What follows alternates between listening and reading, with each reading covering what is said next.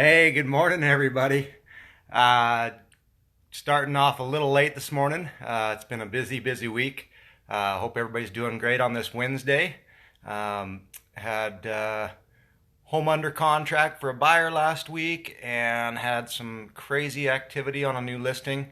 Thursday had a listing come live, and right off the bat had 7 scheduled showings, 4 offers.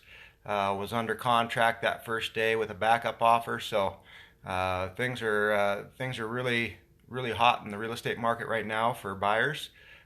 People are really wanting to come into the area and being cooped up for the last few months. People are finally let loose and out there on a buying frenzy. So if you're thinking about selling, now is a great time. And speaking of that, I had home inspections went through this week, so decided to have our little real estate tip on home inspections and what you can do to prepare your home for the most common things. One of the things I see most commonly, and I think most agents would agree, your earthquake straps or seismic restraints on hot water heaters, um, having your furnace serviced within the last year. Those are two things that almost always pop up. And then, of course, smoke detectors and carbon monoxide detectors. Seems like those three things tend to be the most common. But today, I want to take a look at the home inspection repairs that you can cross off your list now. So, you've reached the home inspections part of the selling phase, and the last thing that you want to do is have a home sale fail because you didn't address something, or they're wanting you to address something and you don't have the time to fix it. So taking care of those things ahead of time allows it to show better, as well as have any last minute issues come up that could prevent a sale. So one of the things, obviously, cosmetic issues. Obviously, a lot of us have paintings on the walls, pictures, family photos. Many times, like myself, I bring a staging consultant in to let you know what to do on your house to get it ready to make it look the best. And in doing so, usually one of the things that's recommended is taking down family photos, personal effects, things like that. And of course, we end up with little holes in the wall. And as my sellers found out, even if you get the paint color matched, many times the paint just doesn't quite match up, due to fading, etc. So get those holes patched, and it potentially could mean painting the whole wall versus just a little area. So get those little cosmetic things done.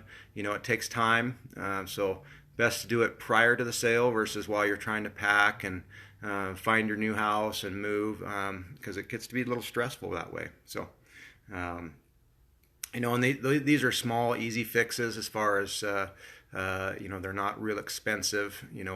Buying a few gallons of paint might cost you 40, $50, and hole patch, $5, $10 for a can of hole patch, and away you go. Pretty easy to do yourself.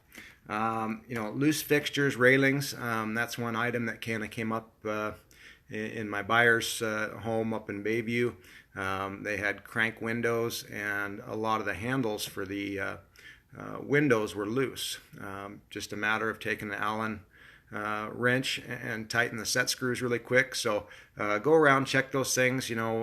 Make sure your knobs on your doors are working properly, doors shut and latch properly.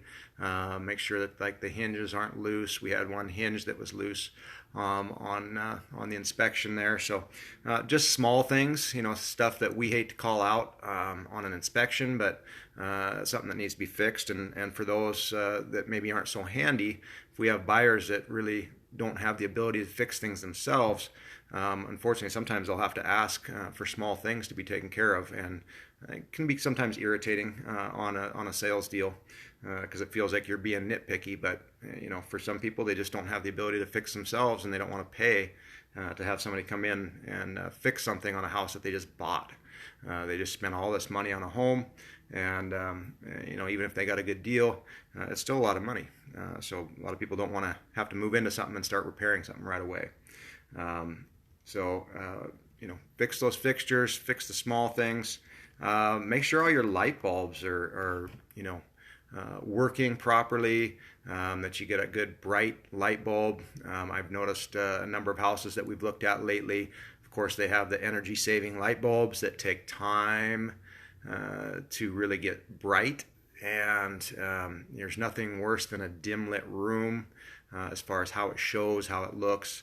Make sure all your light bulbs are working properly and that you have a good bright light bulb, even if it means using a little bit more energy. It's a short period of time that homes are being listed right now, so for that short period of time, have a bulb that's a little brighter, and despite the fact that it might use a little more energy. Switches, that's a big one. Make sure that your the switches are all working properly, especially those that are dual switches and things.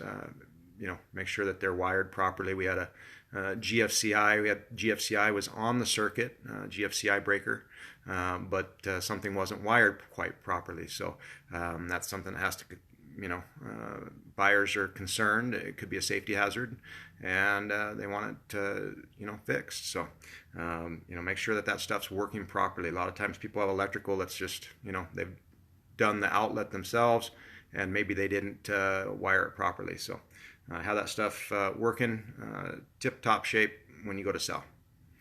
And then, one of the other ones, landscaping. Had a home looked at for a listing yesterday, and of course, person hasn't been there for 2 years, and obviously the landscaping is just dead grass, weeds, tall weeds, 2 feet tall. Obviously, definitely is not ready for sale.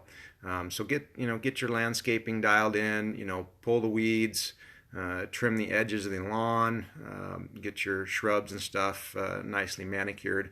If that's something that you don't do yourself and don't normally pay to have it done on a weekly basis, it might be something that you consider doing for 2 or 3 weeks prior to listing it, just so everything's in tip-top shape and looking good, because curb appeal is huge. Sometimes people will pull up and not even bother to go look at the house, because right from the street they can see that that's just not appealing to them. So you want to have a house that looks good. You want to have probably one of the better looking houses on the street if you're trying to sell. So all these things, they make a big difference. It's a psychological thing with sales and getting your home to sell. People have to feel comfortable in it. People have to like the way it looks. They don't want to look at taking on a big project. They're going to be spending some money. There's those that are looking for the fixer-uppers, but for the most part, if we're buying a home to live in and we want to enjoy it and feel comfortable in it, we don't want to have to be taking on a big project. So, dial in all those little things, and if you're thinking about selling, give me a call. I'd like to take a look. I can tell you what things to focus on, what things to get dialed in before you sell it. So, and whether that's me or somebody else that lists it, I have no problem coming and consulting with you and giving you my ideas. So, hope everybody's having a great Wednesday. Sun's out. Go get your dose of vitamin D and go on a hike. Enjoy the weather. Hope everybody's having a great day.